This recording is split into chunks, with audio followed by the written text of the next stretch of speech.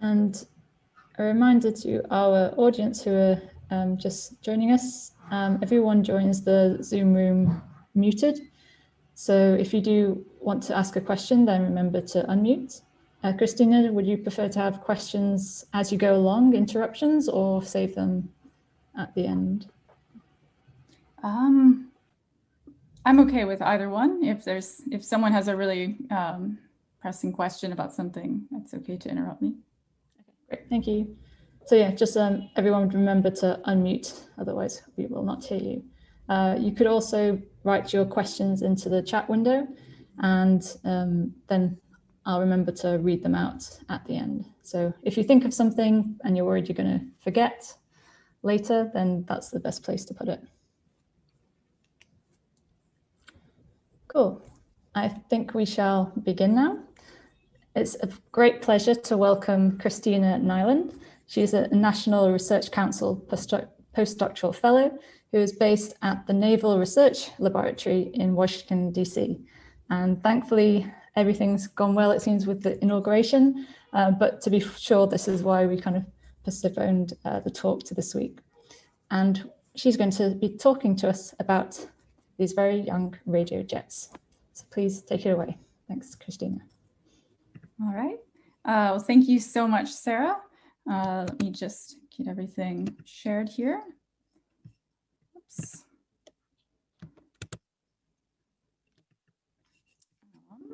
Sorry, worked fine just a moment ago. Am I sharing okay? Yep, we can see your title slide. Perfect, perfect. All right. So thank you again for the introduction and also for the opportunity to be part of this seminar series. I think it's a really nice idea, and I really enjoyed going through the library of previous talks. There's some really nice talks in there. And so again, my name is Kristina Nyland, and I'm an NRC postdoc at the Naval Research Lab in Washington, DC. And this talk is based on a recent study that I led of quasars, which are actively accreting supermassive black holes. And these quasars were known to exist at infrared and optical wavelengths, but they appear to have suddenly switched on in the radio in the past 10 to 20 years. And so here's just a screenshot of the recent paper, Nyland et al. 2020. And I have this here really so that I can easily highlight my co-authors. It's a rather long list of them, but they've all contributed in various important ways to the work I'll be showing.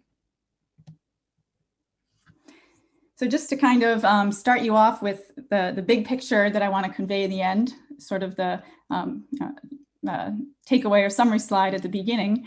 How did we find jets that have recently switched on? So the basic strategy was to compare images from two different radio surveys. And the telescope we used was a very large array, and that's this radio telescope shown on the lower left. Now the two surveys that we compared are called FIRST and VLAS, and I'll tell you more about them a bit later. For now, the important thing to know is that the surveys have roughly similar properties, but they were taken at different times.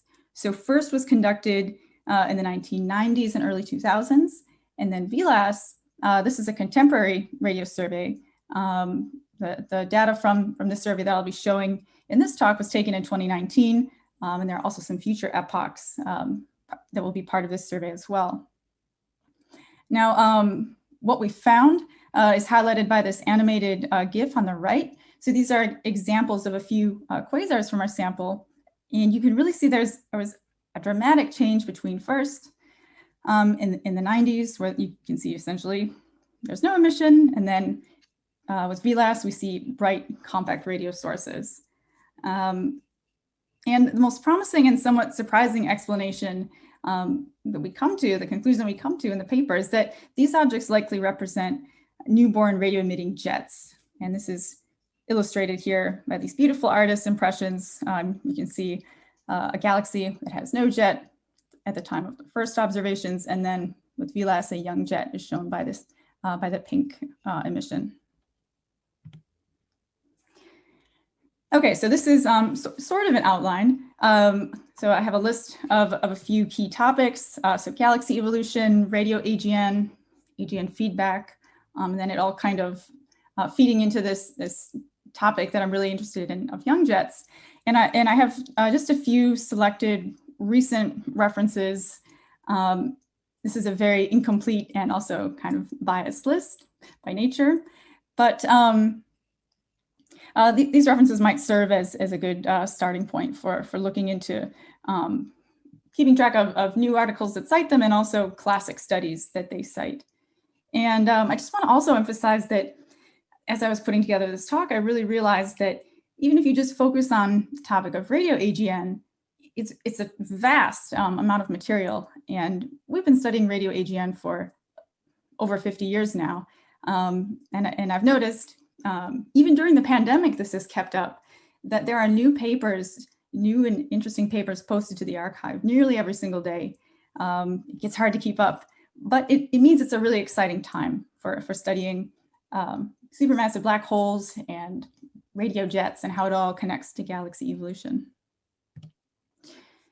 Now, of course, I don't have all the time in the world.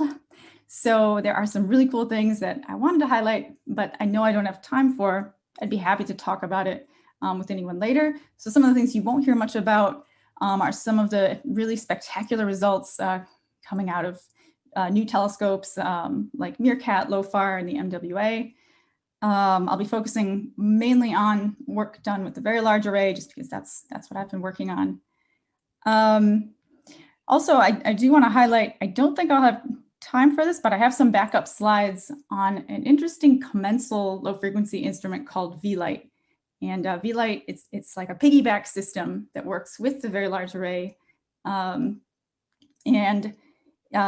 anyone remembers, just ask me at the end if there's extra time, and I have some bonus slides on that. So I'll begin by telling you a little bit about the very beginning of the history of radio observations of supermassive black holes. So the field began in the early 1930s with the construction of the radio antenna shown here by Karl Jansky.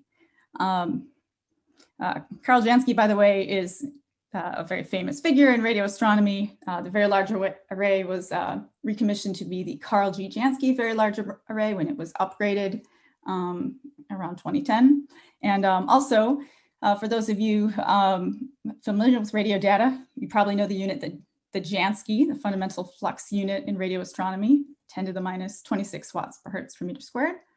So Karl Jansky was a very important person in the history of studying supermassive black holes in the radio. And I also really love this, this instrument that he built.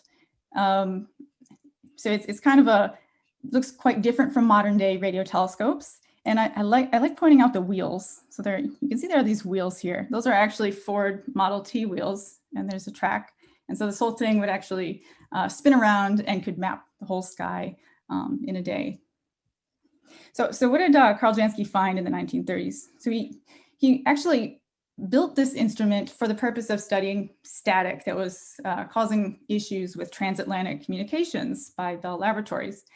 So they hired him to build this, and he found there were a couple different types of interference. So one type was linked to thunderstorms, and the radio interference was actually produced by lightning. Lightning emits broadband radio emission, it turns out. That's very bright, much brighter than astrophysical sources. But his instrument was sense enough to detect also this sort of steady hiss. And he was able to track the variability timescale of that emission. And he found that it varied not on 24-hour cycles, as one would expect if the emission were the sun, but it was 23 hours and 56 minutes, difference of 4 minutes. But that allowed him to determine that it was likely coming from the galactic center. So the 23-hour, 56-minute period, by the way, that's a sidereal day. That's the time it takes for the Earth to spin on its axis with respect to the stars. So incredibly, with this instrument, he was able to get down to a precision of invariability timescale of a few minutes. And this result was reported in 1933. So fast forward several decades to 2019, and I suspect many of you are familiar with this image. So this is a beautiful image by Meerkat. It was the inaugural image from 2019. And it's showing the galactic center. And this image spans 2 degrees. And I always love, really looking at the details. You can see bubbles, and there are these beautiful filaments. But of course, the source I want to highlight here is Sagittarius A star. That is the bright radio source at the center of our galaxy. Now, even though the Milky Way looks so spectacular from the Earth at radio wavelengths, it's really not, our black hole, our supermassive black hole is really not a very active one. It's accreting at a very low rate, and it doesn't actually have very strong large-scale radio jet emission. I think the luminosity is around 10 to the 15 watts per hertz, which is, orders and orders of magnitude much wimpier than a proper radio galaxy, such as Hercules A here. So Hercules A, you can see the host galaxies. The host galaxy of Hercules A is shown here to scale with the Milky Way. It's much larger. Supermassive black hole is 1,000 times more massive, has a billion solar mass black hole, and it has these beautiful jets and lobes of radioplasma. And these lobes shine by a process called synchrotron emission. And I really have been having fun with this little animated graphic in the lower right. You can find that on NRAO's Facebook page, by the way. And so synchrotron emission is produced by electrons spiraling around magnetic fields at nearly the speed of light. Another important thing to keep in mind about large-scale radio lobes is that they have ages of typically millions of years. It takes millions of years to reach these huge size scales of hundreds of kiloparsecs, or 1.5 million light years, as it's shown in this image. So they live for millions of years, and we usually think of radio galaxies and radio lobes and these types of sources as being steady. And I'll later talk about examples of radio AGN that are not so steady. So keep that in mind. So why are radio AGN important? Obviously, they're really cool, especially if I'm sure anyone on this call who studies them agrees with me, but I'd like to just share some of my perspectives that I've gained while in my current postdoc position as well. So, as I said, you probably think radio AGN are cool if you're a radio astronomer.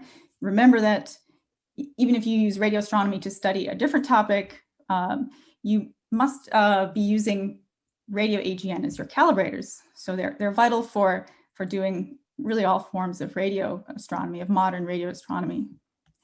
Another thing that I really didn't appreciate until more recently is that our whole navigation and timing system is fundamentally based on radio quasars.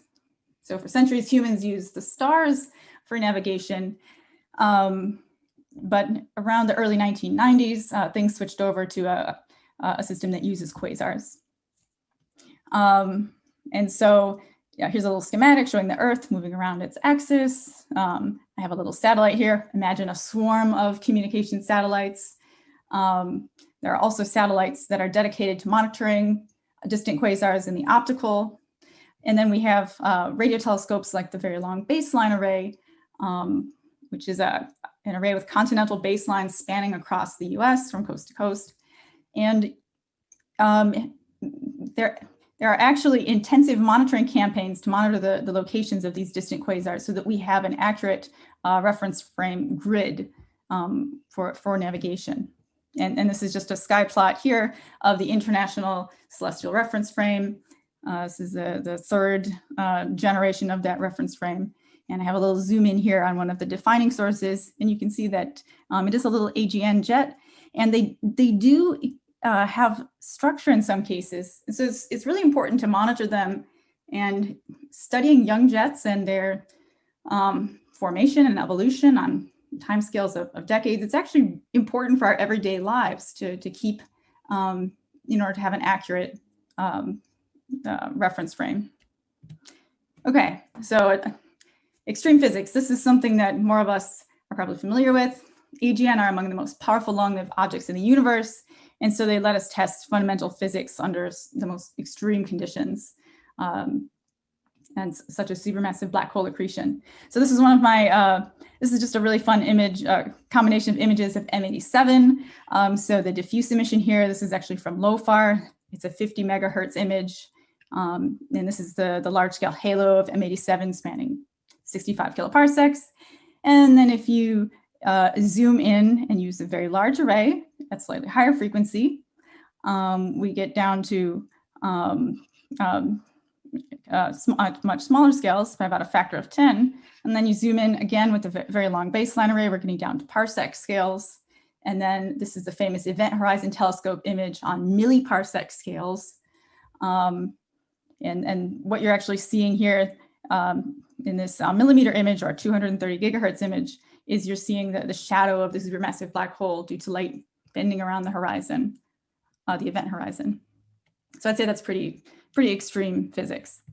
And then finally, what I'll be focusing on would be the connection with galaxy evolution. So AGN are vital for galaxy evolution. We know that AGN played a role in helping to reionize the universe at high redshift, and that's illustrated by this artist's impression here. And then on the bottom, I've highlighted the important role of radio AGN for feedback for regulating galaxy evolution by altering star formation rates. So these are powerful radio AGN, and this is an optical radio and X-ray composite image. And the sources here, these are very famous radio galaxies, Cygnus A and MSO735. And they influence star formation by inhibiting cooling flows in the intercluster medium. So I've mentioned AGN feedback a few times, and so I just like to kind of give a working definition of it. So AGN convert gravitational energy from accreted matter into mechanical and electromagnetic energy. And so AGN feedback is simply the deposition of that energy by the AGN into its surroundings. And those surroundings can be the interstellar medium of the host galaxy, or they can be the intergalactic or intercluster medium. Now, there are two main modes of feedback. There's the radiative mode, which is associated with quasar winds, which is not the focus of this talk. Then there's also the jet mode. And here you have radio jets heating, shocking, or entraining and expelling ambient gas. Now, the two different feedback modes, they correspond to supermassive black holes in different accretion regimes with different accretion physics. And there's a really nice review on this by Heckman and Best, 2014. That's where these figures came from. And so I'm just illustrating here when you have efficient accretion, so a black hole accreting near with a high Eddington ratio, and so correspondingly a high mass accretion rate, you have this classical geometry with a thin accretion disk and then an obscuring torus. And you can also have a powerful radio jet, but most of the energy is usually at higher energies. And then there's this other regime of inefficient accretion. This is typically below 1% Eddington ratio. And here you have most of the energy is emitted in the jet. So I encourage any students to take a look at this nice review as a good starting point. Here's an example of direct evidence for jet-driven feedback. So for AGN that have large-scale lobes residing in groups or clusters, we can actually detect hot bubbles or cavities of X-ray emission that were inflated by the radio lobes. And this is an X-ray map of M87, and you can see it highlights some cavity features here. So when you have a cavity and you have lobes, you can actually directly quantify the amount of energy it took to inflate those cavities. And it's actually fairly straightforward thermodynamics. You measure the work done to inflate the cavities defined as PDV, or the pressure times the change in volume. And you can use this, you can observe a sample of such sources and plot the cavity power versus the radio power and try to come up with scaling relations. People have been doing this for years now, and it's a really great effort. There are some controversies and caveats, but this is it. It's certainly an interesting way to understand how feedback works. Now, feedback by jets also operates in other regimes, including on the ISM inside of galaxies. And so this is an example of NGC 1266. So the image on the left is an HST image, and you can see this is a lenticular galaxy. It has some sort of faint spiral arms, barely visible, but it's bulge dominated. And it has a 1 kiloparsec jet, and this shown by the white contours, which is 5 gigahertz VLA continuum emission. So this galaxy has a multi-phase outflow. There's a optical, molecular, and ionized gas components. And it was originally discovered based on the presence of emission in these broad wings of the CO 2-to-1 profile. And the outflowing gas is highlighted in yellow here. This galaxy also exhibits evidence for suppressed star formation. And the thinking is this could be an example of how jets influence feedback just by injecting turbulence into their surroundings. So by creating turmoil in the gas that just prevents it from being able to efficiently cool and form stars. Now we usually think of feedback as being negative, but it can also be positive, meaning that you can also have star formation enhanced by jets. And so a really neat example of that is Minkowski's object. So Minkowski's object is a pair of classical radio galaxies, 3C40b and 3C40a.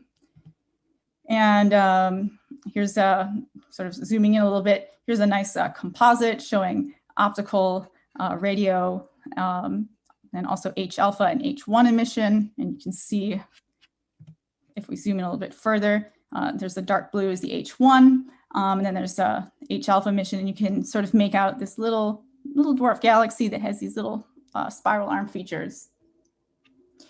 And so it seems like this little dwarf galaxy happened to be in the path of this radio AGN. The host galaxy is NGC 541. And recently I got to be part of an ALMA study of this source. So ALMA is the Atacama Large Millimeter and Submillimeter Array. It's really great for looking at molecular gas and galaxies. And so we used it to observe molecular gas in Minkowski's object for the first time, and that's represented by the little magenta clumps here. And to investigate the influence of the jet in the star formation, we looked at the molecular gas depletion timescale. And the depletion timescale is the molecular gas mass divided by the star formation rate. So as indicated in this figure, depletion timescale is in the color scale. You can see that the depletion timescale is shorter upstream of the jet, which is where the jet first struck the dwarf galaxy. And so, and then the star formation is less efficient downstream.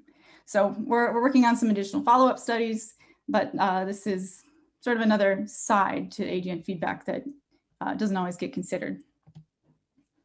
So in addition to observations of feedback on ISM scales, there are some really cool simulations.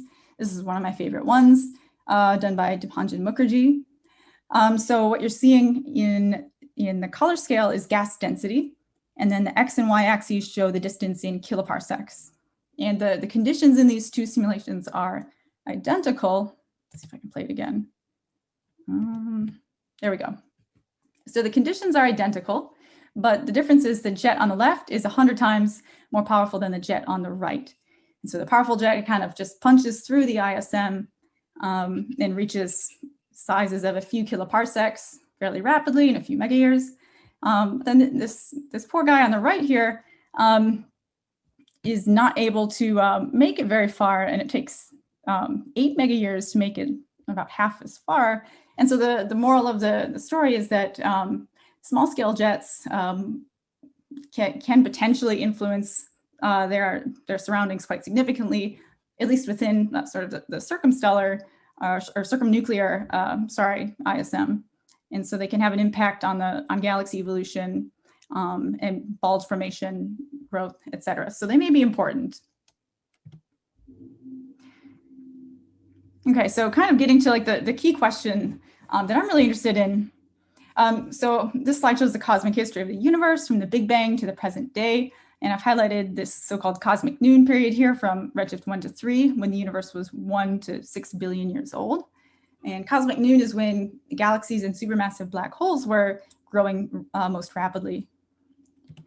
And so we know that large-scale jets in Lobes, particularly at low redshift, where we've been able to study them in great detail, we know that they play a major role in galaxy evolution. They're able to prevent these cooling flows in clusters, as I described a few slides ago, and this prevents the future generations of stars from being born.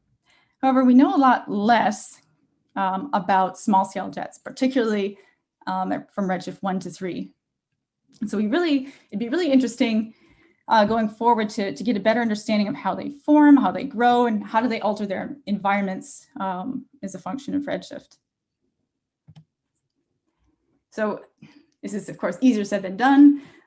Clearly what we need is a large statistical study of compact AGN jets. But step one, of course, is identifying them, and that is still difficult. So there are a few ways you can go about trying to do this. So you can use morphology. You can directly identify jets, assuming you have redshift information with high resolution imaging.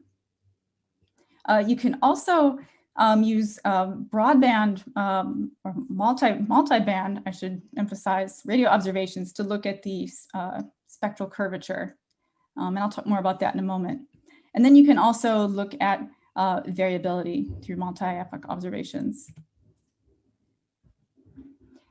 So the most direct means of identifying them is, of course, by resolving their morphologies. So this is a study that I've been involved in of dusty quasars with young jets. Pallavi Patil is actually leading this. She's a new Jansky Fellow at NRAO. So keep an eye out for her work. She's got some great stuff coming up. And so in this recent study, a sample of the most luminous obscured quasars from redshift 0.4 to redshift 3 were identified in WISE. And then there's been a lot of radio follow-up, and these are a few examples of VLBA images showing structures on parsec scales. Now, the second method is to use the radio spectra. And so the hallmark of a young source is spectral curvature. So this is really important for this talk, so I'll explain it a bit more here. The diffuse lobes of extended radio galaxies, like the example shown here on the left, this is Centaurus A. So that emission is optically thin, and it follows a simple power law shape. So I've drawn here on this plot a nice optically thin power law for you. So this is flux versus frequency. Now, it takes millions of years for extended lobes like this to form. Now, young sources, like the example shown on the right, they have ages of thousands of years or less.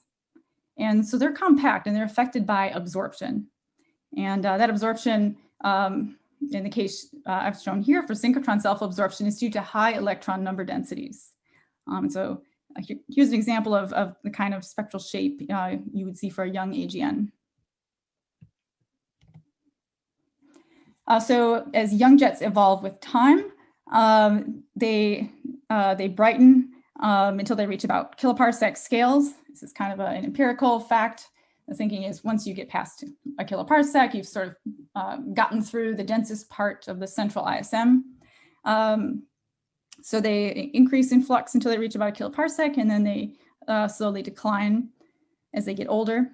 And then if you look at their plots, if you look at their properties in flux versus frequency, again, young jets have curved radio spectra, and their spectral peaks shift to lower and lower frequencies as they age and eventually turn into an optically thin power law. And here are just a couple examples of real radio SCDs. These are, again, dusty quasars with young jets. So the source on the left, it shows some curvature, though no clear peak. This is what I like to think of as like a teenage jet. It has a size of a few kiloparsecs.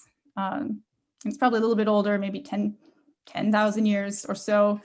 And then on the right here, this is an example of a peak spectrum source. It's a gigahertz peak spectrum source.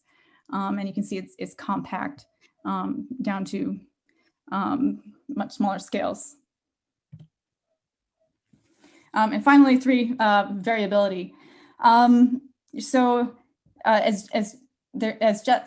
As young jets grow, their properties should change on timescales of years to decades. And so there have been a few recent efforts to identify such sources. There's been some recent work based out of the Caltech NRAO Stripe 82 Sky Survey at 3 gigahertz. This is kind of a pilot to VLAS, since it has a similar setup. And they've identified some SDSS quasars that have brightened or faded dramatically in the radio over timescales of years. And on the left is an example of the evolving radio SED shape of one such quasar. And you can see the observations at earlier times are in red, at later times are in black and purple. And there's a first upper limit here from the 1990s. And then on the right, these are some optical spectra taken at different times. And you can see this whole picture, again, for details, check out Krunit-Bajrzuska et al. 2020. The emerging picture is that these sources represent newborn jets that were launched, perhaps in a change to the quasar's accretion properties. So there's also some connection to so-called changing look quasars, and you can learn more in these papers.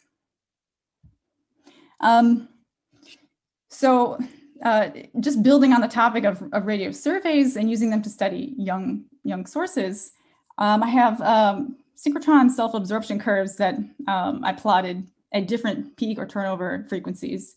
And it's just kind of a fun thing I made for a recent conference, but younger sources are shown in purple, and they peak at tens of gigahertz, and then older, slightly older, again, like the teenage ones, as I like to call them, they peak in the megahertz regime.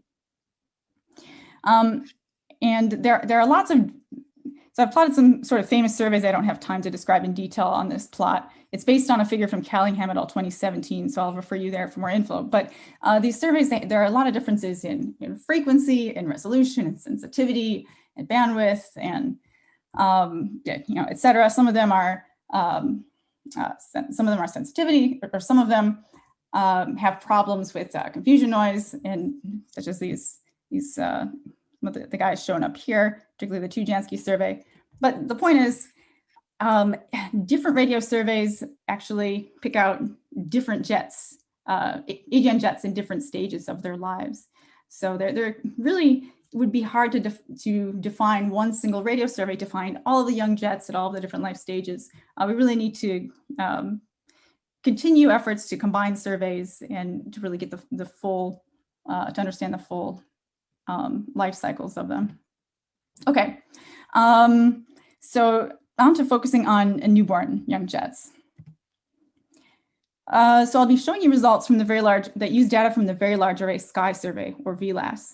So VLAS is a survey of the entire northern sky above a declination of minus 40 degrees. And it's the third large survey above a gigahertz conducted by NRAO with the VLA. And NVSS and FIRST were two previous surveys done at 1.4 gigahertz at lower resolution, and then VLAS is shown here at 3 gigahertz, covering the band with 2 to 4 gigahertz. Now the resolution of VLAS is about 2.5 arc seconds. And a cool thing about it that's different from past NRAO surveys is it's being conducted in 3 distinct epochs with a cadence of 32 months between them. So that makes it possible to study all kinds of interesting variable radio sources, including growing and evolving radio jets. And just want to point out the survey paper is available, Lacey et al. 2020. And if you want to play around with VLAS data, they're hosted, the cutouts and as of recently the catalog from Epoch 1, they're hosted on Serata. And so you can check out serata.ca for those products. And here's just a nice illustration showing the sky coverage of VLAS above minus 40 degrees declination. All right, so VLAS is finding all kinds of, there are lots of pretty pictures of jets all over the sky. But what I've been focusing on are the compact ones here. By comparing data from FIRST, faint images of the radio sky at 20 centimeters, done at 1.5 gigahertz in the 90s and early 2000s, and then Epoch 1 of VLAS. So here is just a sort of step-by-step of our selection criteria. What we've done in the first paper, the initial paper on this, Nyland et al. 2020, is we looked at about 3,400 square degrees of VLAS to start. And we had a sample of 2,000 candidate variable sources. And so this was comparing first with VLAS data. We then cross-matched these candidates with known optical or infrared quasars in SDSS or WISE. And then we further required VLAS fluxes to be above 3 millijanskis. And the goal here was to rule out steady but optically thick sources. And our final sample contains 26 newly radio-loud quasars.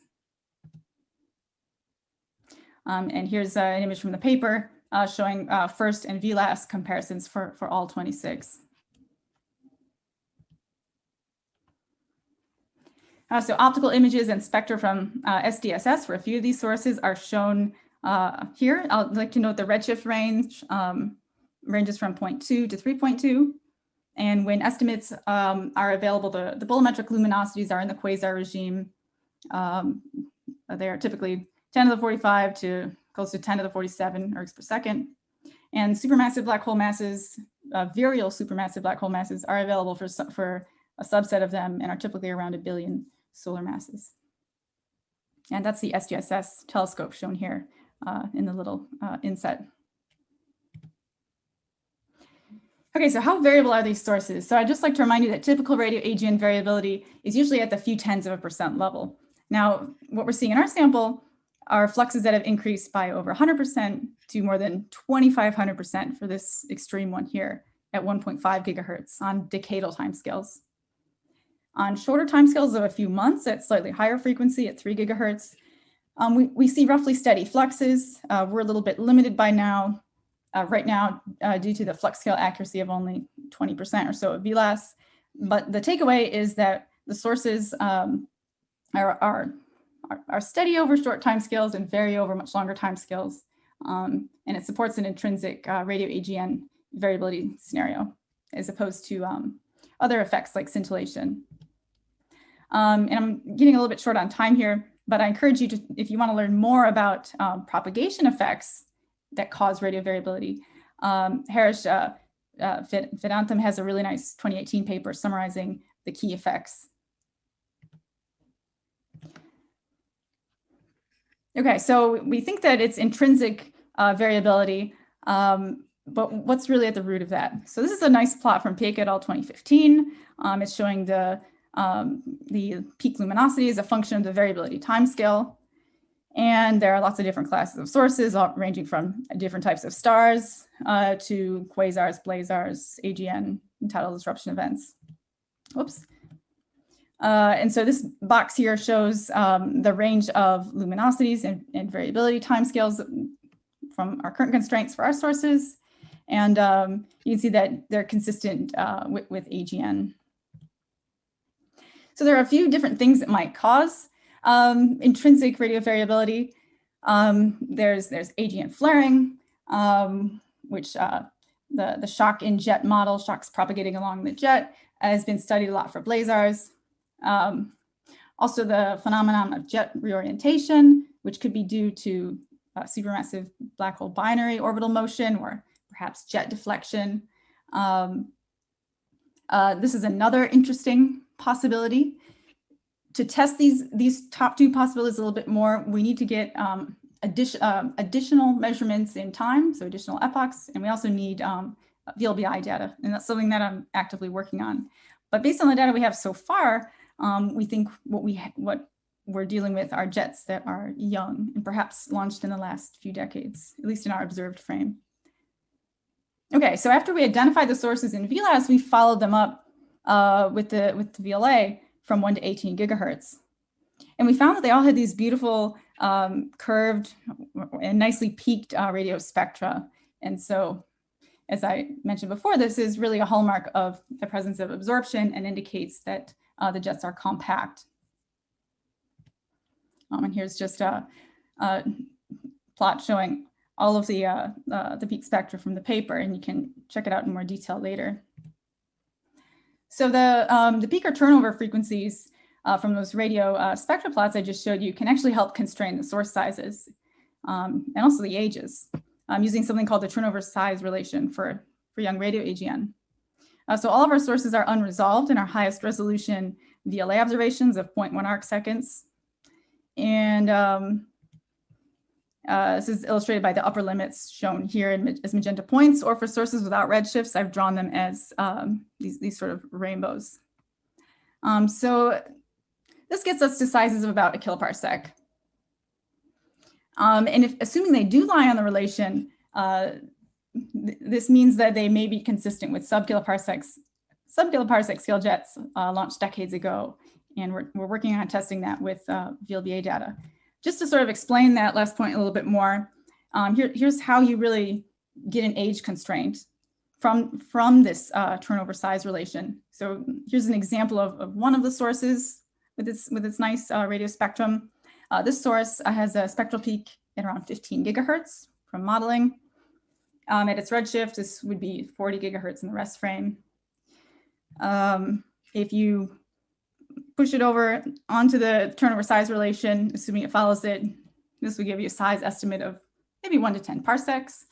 You can then just do a very simple distance equals rate times time kind of estimate, and by just assuming a typical jet speed of 0.1 c, and you get an age of 30 to 300 years, consistent with a young jet. So we can also place our sources in the context of the overall radio AGN population using the luminosity size diagram shown here. So this is kind of like an HR diagram for stars, since it tracks the life stages of radio AGN. So our sources are shown by the magenta upper limits here. Again, the ones without redshifts are rainbows. And we find that the size limits and luminosities are consistent with compact young radio AGN, such as the class of gigahertz peak spectrum sources. In the future, our sources may continue brightening until they reach kiloparsec scales over hundreds to thousands of years, and they might eventually become large-scale radio galaxies like FR1 or FR2 galaxies. But that will take millions of years. Of course, it's possible that their central engines might suddenly be cut off, and they may rapidly fade away as short-lived sources. So of course, we can't wait thousands of years or millions of years to find out, but we're working on building a larger sample to better understand the demographics of young jets as identified in variable multi-epoch radio searches. And we hope this will eventually let us better understand their impact on galaxy evolution. So we did sort of consider this in a rough sense. If you take a look at the sky density of our sources, of 4 times 10 to the minus 3 sources per square degree, you can actually estimate the period of occurrence. So this is basically just the variability time scale, assuming like 20 years divided by the sky density of the sources. This gives you a period of occurrence of 100,000 years. And this is a much shorter time scale than millions of years, which we typically assume for grown-up large-scale jets. Now, of course, this is very exciting because where you have jets, especially if you're at high redshift with presumably a dense ISM, or working on testing that, if you've got jets in a dense ISM, you have the potential for feedback. And so I think this is really exciting because current cosmological simulations don't fold in the effects of feedback on subgalactic scales, but it could be important as a cumulative effect. So there's a lot of work that we have going on. So we're continuing to monitor the radio SEDs or the radio spectra of our sources. I have some new VLBA data that I'm working on analyzing. We have some new Chandra data for a few of them to look at their accretion states. I've been trying over the last year to get follow-up optical spectra. I've run into issues between weather and pandemic closures. It's been a little bit tricky, but we have optical spectra for a few of them. And then it'd be really fun to take a look at the molecular gas content and conditions. And ELMA has actually been closed down for the past year because of the pandemic. But the Cycle 8 call was announced in the last week or so. And so we hope to propose for some Cycle 8 time. I think I'm running short on time. I hope the organizers feel free to interrupt me if we should stop now. But if not, I have a few more things sort of forward-looking. There's a lot of really exciting things on the horizon for understanding radio AGN, including the population of young jets with all of the really great next generation instruments. So I wish I had time to talk about all of these in more detail. A whole colloquium could be given just on future radio telescopes. But of course, the Square Kilometre Array, and then we've got ASCAP in Australia, and of course, Meerkat in South Africa. And then the US is working on the next generation Very Large Array. Here's an artistic view of the ngVLA. And ngVLA will actually be, I think all of the new and upcoming radio telescopes will be really complementary to each other. And ngVLA will be really good at looking at jets and also providing molecular gas information on their ambient environments. So it'll help us understand jet-ISM feedback and its relationship to supermassive black hole galaxy coevolution. And in the interest of time, I'm gonna skip the details on some simulations I did with the ngVLA, but I just want to emphasize that ngVLA will have, it will include an array of a couple hundred dishes in New Mexico, well, in the American Southwest, mostly in New Mexico, but the plan is also to include some continental baselines. And so it'll sort of be like an improvement, not only to the Very Large Array, but also to the VLBA. And with maximum baselines of several thousand kilometers, it will achieve very impressive angular resolution over the frequency range of 1 to 116 gigahertz that it's planned to operate over. And so I made this plot of angular resolution versus redshift. And the center of each band is shown by the dashed lines. And then these are curves of constant linear size. And so the take-home message is that ngVLA in the highest frequency bands, or at least the highest frequency band we expect to really realistically be able to observe at on the longest baselines, we should be able to get down to parsec scales at redshift 2 at much higher sensitivity than we ever have before. So I think it'll really be a game changer for our understanding of young and compact jets. So to summarize, multi-epoch radio survey data allow us to catch quasars that have changed from radio quiet to radio loud on human timescales of years to decades. And so this has implications, of course, for many things, from navigation to understanding how jets might influence galaxy evolution. And I'm happy to thank you for your attention, and I'm happy to take any questions. Please check out the paper if you're interested in finding out more, and contact me if you have any follow-up questions after this talk. Thanks. Kristina. Thank you for unmute if you'd like to clap. Thank you for an excellent talk and for providing some really good context for this area of work and its role in galaxy evolution. Do we have any questions from the audience to start with? Hello, hi, this is Tabila. I would like to ask a question, but first of all, that was an amazing talk. Yeah, very informative, and I look forward to reading your work in more detail. I would like to find out with respect to the CO2 to 1 observations and the comparison on the map of depletion timescale relative to the contours, the radial contours. Should I go back to it? Yeah, that would help, actually. Okay, don't freeze on me, PowerPoint. Yes. Yeah, so my question is, yeah, quite simply about the interpretation of that. You mentioned that upstream of the jet, your depletion timescales were much shorter than they were, was it downstream or, yeah, in terms of the orientation. So where the jets first impact the molecular gas, you find that it's depleted much sooner than further downstream. So has that got to do with photodissociation of molecular gas as a result of the impact of the jet? So how is that interpreted?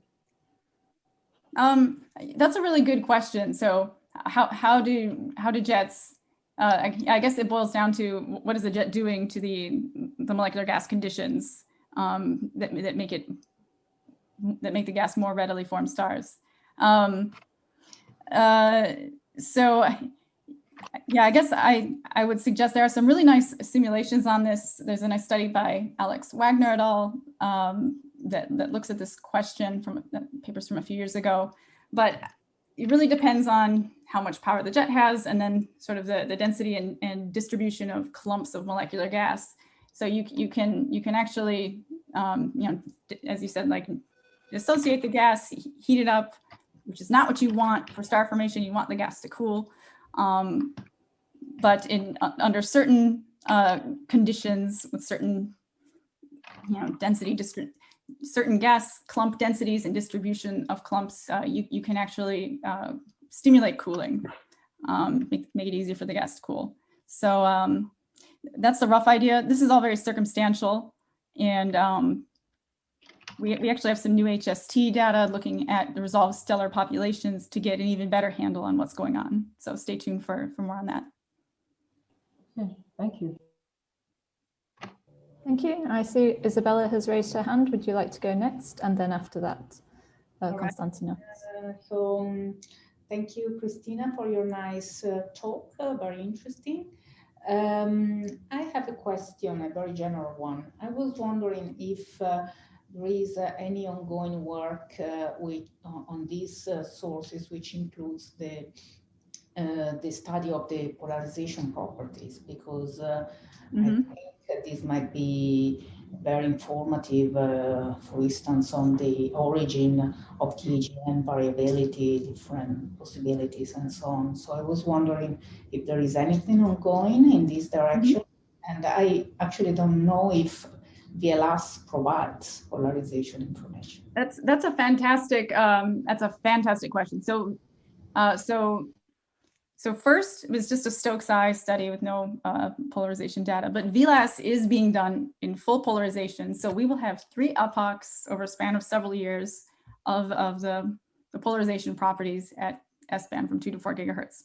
That said, those data products are not yet available. Only the Stokes eye data are available through that Serrano website, or through NRAO also has a less fancy way of accessing the data products, but just Stokes eye. I think that, so there are efforts underway to lead the full polarization analysis of VLAS in Canada. I want to say that Brian Gainsler's group is working on this, but I apologize if I've got that wrong. But it is a complicated issue. It's a large volume of data, and it requires a lot of resources to do the full polarization calibration. But yeah, so that's something that's in the works. Of course, one can always do follow-up targeted full polarization studies, and that's something that I am interested in. For a few of them, I do have full polarization data. I just haven't analyzed it yet. But that's a fantastic question. We simply don't know. But yeah, good question. Okay, thank you. Thank you. And the next question from Konstantinos. Hi. Thank you for the wonderful talk. I would like to ask a question about the low power radio AGN and regarding the impact as they interact with a nearby interstellar medium. So can we just say that they just dissipate into this near environment? Do they affect it largely? Let's say, are they heating it up, or what can be the implications of these low power outbursts? And secondly, can we say that this can occur over multiple times because it switches on and off, or it's just a one thing? Thank you. Yeah, I think, let me just go back to, where's my, no, that's the wrong way. I have too many slides. So there's NGC 1266, one example of a low power jet that we think maybe is affecting its environment. So I don't think it's a totally solved question of how the energy is transferred in such cases. We think that, so there have been some follow-up papers looking at the conditions in molecular gas in a variety of molecular species and transitions, and like the common theme is a high degree of turbulence. And so we think that you can have jets in an ISM, even wimpy jets, and they can inject enough turbulent energy to prevent the gas from efficiently cooling. And so this might affect like further growth of the bulge of the galaxy. It probably won't, it's not going to dramatically transform the galaxy, you know, like we see in clusters, or in cases where you have a quasar like physically blowing out in training and removing gas that way. So it's more of a subtle form of feedback, I think, but we still need to study this more. Good question. Oh, thank you. And now via the chat, so there's a question from PhD student Benjamin Hugo, who said, very cool talk, thanks. Are there any detailed studies in the current literature that you can recommend on the linear polarization structure of well-resolved jets of different morphologies? Yes, I have like a whole folder of papers on this, though it's something I'm interested in, though not my main area of expertise. I know, so it might be easier for me to maybe send an email with some of this information, since I don't really have it at the top of my head. I know there have been a couple of really nice studies that I've read by Gomez et al. Over the past few years that have looked at the idea of look to see how you can use polarization, resolved polarization properties to maybe infer that there's a jet-ISM interaction going on. I think there might be a nice recent paper by Tao An from 2020 looking at full polarization VLBA observations of a jet at high redshift that appears to have been deflected by the ISM. So that might be a good one to look for. Yeah, it's such a interesting topic, but also a big topic too. But yeah, good question. He followed up that his area is working in galaxy clusters. His internet isn't very good at the moment, hence using the chat. But I can put you two in touch to get some follow-up references. Yeah, feel free to send me an email, which I think I have on the last slide here. Yeah, I don't know if there's an easy way to share contact information. I think you can also Google me and I will come up. But yeah, my email address is here. Great. Thank you so much for an excellent talk again.